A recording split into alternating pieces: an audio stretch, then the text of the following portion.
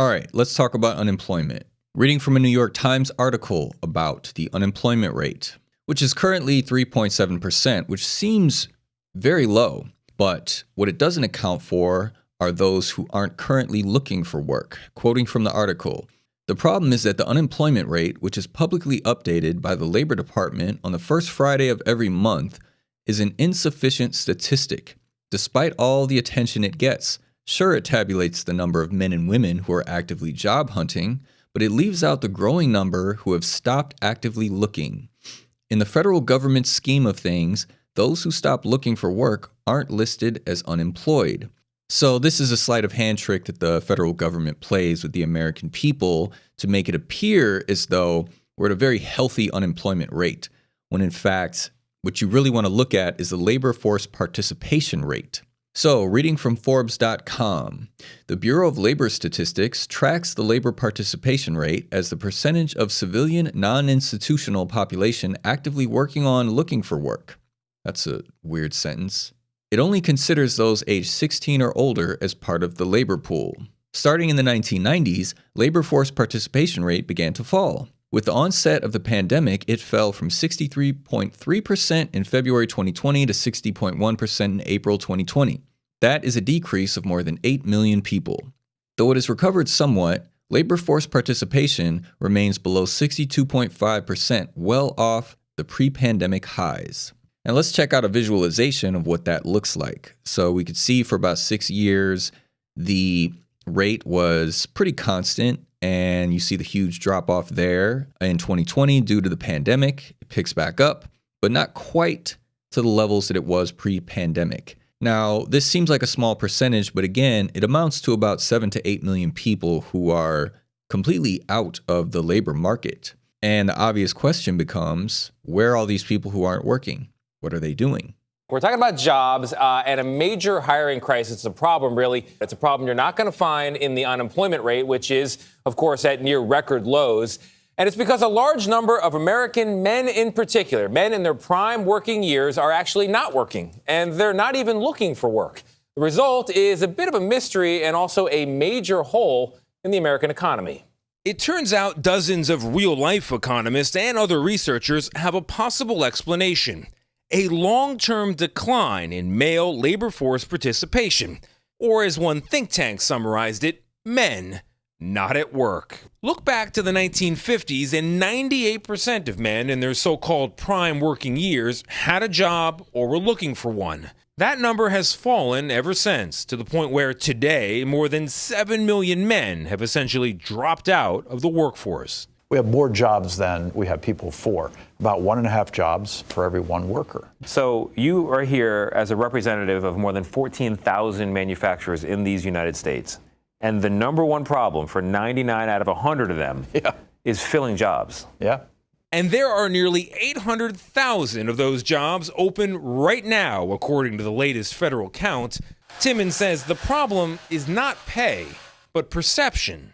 I think it's fulfillment. I think it's culture. I think people really want to feel as though they are appreciated. I mean, Beyonce's song, she said, release your job. A lot of people release their jobs. They don't, and they realize, I mean, it's an overall feeling of being fed up and being taken for granted. So you may wonder, what are these guys doing?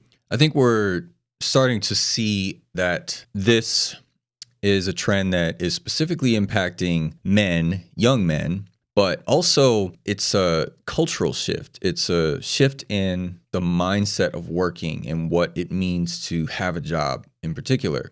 And I think that is a shift that we're seeing certainly with the millennial generation, but most definitely with Gen Z.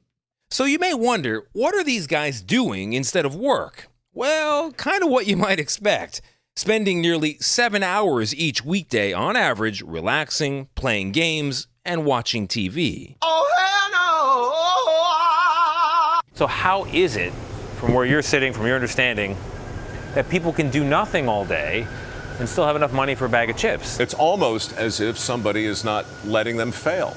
Are the women in their lives or the partners in their lives working? So this is where it gets a little bit political. People on the right will say these guys are just living off government largesse. They're getting disability, they're benefiting from aid, and that's got to be reformed. And people on the left say they just need to be trained up. And yeah, in the meantime, they're living at home or they're depending on partners. Okay, so I think that there's a lot of speculation here, and I've read a bunch of different articles and studies, and it seems like no one really has the answer to what are these people, specifically men, doing, and also how is their income being subsidized. I have a lot of circumstantial scenarios in my own life with friends and family that I could speak to, but I think essentially people are relying on relatives, significant others, friends, or they're simply just not paying their rent. They're not paying their mortgage. And in a lot of cities, the laws benefit the tenants. So you can essentially be squatting in an apartment and it's extremely difficult for an owner or landlord to remove you. Again, I think there's a multitude of reasons, but ultimately I don't have the answer. So let's check out another video from PBS. The U.S. economy has experienced a hollowing out of the jobs in the middle, high-wage jobs with strong retirement benefits that used to be common among men without college degrees. Now, software has eaten many of those jobs, and so non-college educated men have actually seen their working prospects fall. I think another thing is the gig economy. A lot of people are just working Uber, Amazon type jobs, and a lot of people are working jobs where they're being paid under the table. Cannabis industry has exploded, and I personally know a bunch of people who work in that industry. You know, a lot of that is all cash, so it's not being reported. I do have lots of friends who just stopped working. They're not even trying. They've fallen off the workforce. 54-year-old John Lilly, recently laid off and looking for work, has a few friends without degrees who've just given up. But how can they afford it? I think they're just couch surfing on their parents' couches at 50 years old, waiting for people to die so they can inherit the house and that sort of thing. It's just a really bizarre situation right now. And some of his peers simply balk at conforming to new workplace norms, he says. Something like the pronouns, the gender pronouns, seems stupid to a middle-aged person. But it's not stupid if you want to get a job. If you want to get along with the work culture, you have to keep up with culture in general. Again, discussing the work culture as it is currently, a lot of these organizations have been consumed with the modern politically correct jargon. And, you know, people, particularly baby boomers, they don't want to get on board with a lot of this stuff. A lot of the millennials don't either. Probably a smaller factor because I think most people just kind of grit their teeth and deal with it. Speaking of that, let's check out an article that covers this very topic. Headline: The Great Resignation, Why Gen Z is Leaving the Workforce in Droves and What to Do About It. Reading from the article, Gen Z has had enough. A recent Adobe survey of 5,500 workers found that 56% of those ages 18 to 24 say they are planning to switch jobs in the next year. Research from Microsoft and Bankrate backs this up, reporting that 54% and 77% of Gen Zs, respectively, are thinking about quitting. The pandemic changed the way people work and how they view work. Reversing the tide in an organization requires managers who care, who engage, and who give workers a sense of purpose. Interesting. Half of enterprise employees would like to spend more time at work pursuing their passions, 53%. It is up to leaders to provide that space, especially for the younger workers. They want to pursue passions at work. I suppose you could find a job that aligns with your passion as well, but due to their lived experiences, another modern buzzword, Gen Z workers expect both meaning and purpose at work, and leaders must figure out how to give it to them. They must figure it out. 62% of Gen Zs say they feel pressure to appear working during office hours, even when I know I won't be productive. So actually, I can kind of see where they're coming from with that last one. At this point, most people who have tech jobs or corporate jobs really don't need to be working in an office. You can pretty much do everything remotely. And a lot of offices have switched to hybrid, remote in-office work. A lot of places are just strictly remote. I know that half the battle when you're in the office working is to appear as though you're working, because I would wager that the average person is probably doing about 20% of actual work throughout a typical workday. And if you're working remotely, you could just only do that 20% of work and then do other things the rest of the time. So I feel them on that point. So with that said, now I want to jump to the third topic, which has to do with the hundreds of thousands of job openings that simply are not being filled. A lot of these jobs are in the trades and manual labor industry, and these managers just can't find enough people to fill these jobs. We're going to figure out why that is.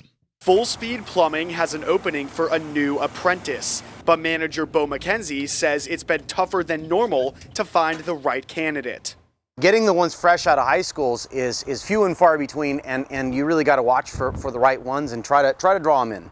And that's because there are fewer candidates. According to online recruiting platform Handshake, technical companies saw an average of 10 applications for each open job in 2020 and just 5 on average last year. There's that systemic stigma that students shouldn't go the pathway of working with their hands and going into the trades. And that's unfortunate. McKenzie usually looks for someone on the younger side who can grow within the company. There's no competition for management positions and training positions and leadership positions. So there's really good opportunity for smart young guys coming in if they're willing to just put in a few years. Sommerfeld says more work needs to be done to recruit and properly train younger workers.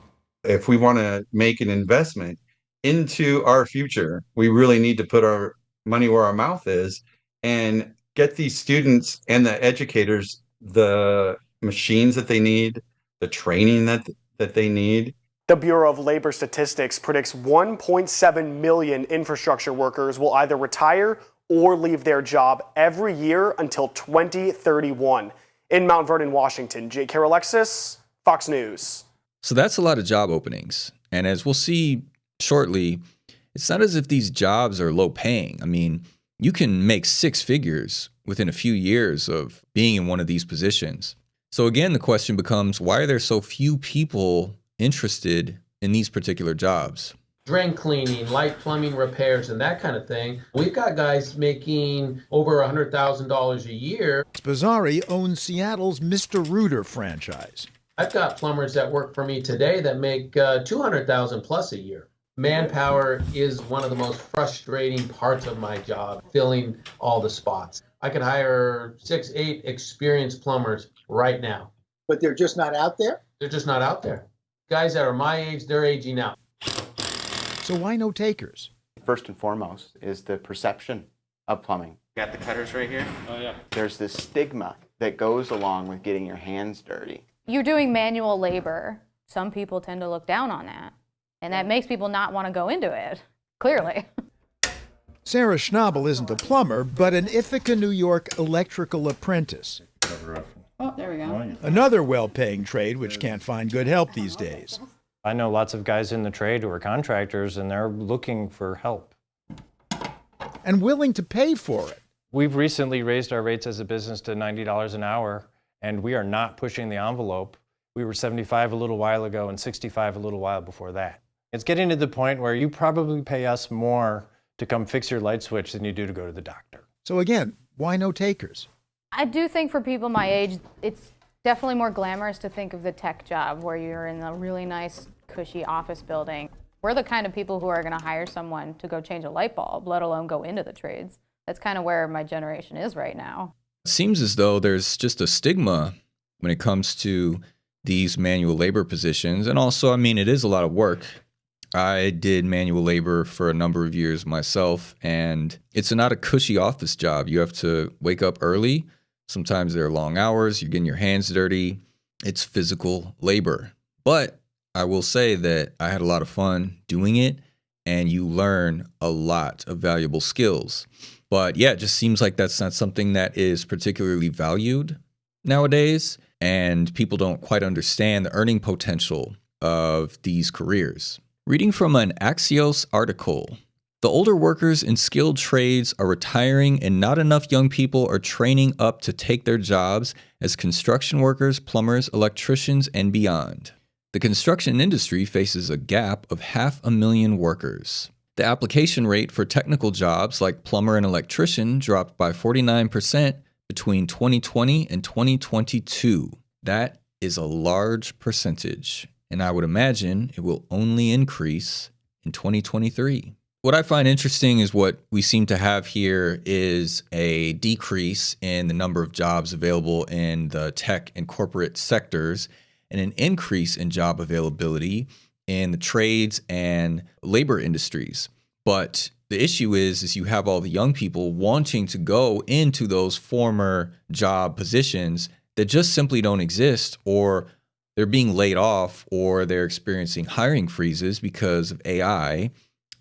Because of all the influx of capital that went into the economy during COVID. Now these companies, specifically in the tech industry, are starting to trim the fat. And again, you have these manual labor positions, which are very high paying, which are very lucrative, and people simply don't want to take those jobs. These are all interesting facets of our economy, and they impact people in different ways. Oftentimes, I think that the news and media does not report on this in an honest way. I think oftentimes the numbers are skewed. I think oftentimes we don't get the full context of what's happening, which is what I seek to do with this particular channel. I don't take one side or another. In particular, I try to stay as unbiased and impartial as possible, and I'm just here to give you the information and then allow you to make your own educated decisions based on that information. This is a new channel, so it'd be very helpful if you liked and subscribed. I'm trying to grow the channel. I'll be releasing content regularly throughout the week on different types of subjects that I find interesting. And if you find them interesting, feel free to like and subscribe. I'll talk to you soon.